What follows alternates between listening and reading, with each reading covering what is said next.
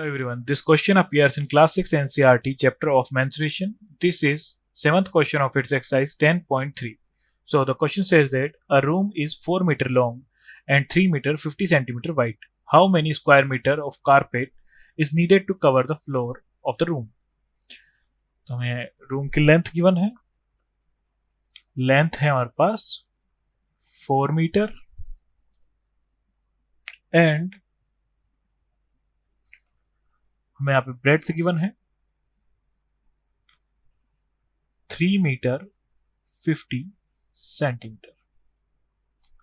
तो इसे हम कंप्लीटिंग मीटर में कन्वर्ट कर लेंगे, तो ये जाएगा 3 मीटर प्लस 50 अपॉन 100 मीटर। तो ये जाएगा हमारा 3 plus 0.5 is equal to 3.5 metre. So हमें फाइंड आउट करना है how many square metre of carpet is needed to cover the floor of the room. तो हमें फ्लोर को कवर करना है कारपेट से, तो मींस हमें एरिया फाइंड आउट करना पड़ेगा इसका।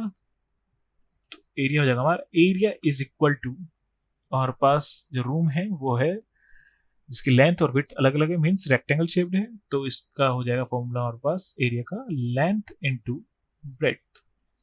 लेंथ हमें गिवन है 4 मीटर एंड ब्रेड्थ है हमारे पास 3.5 मीटर। तो 3.5 इंटू 4 हो जाएगा हमारे पास 14 मीटर स्क्वायर।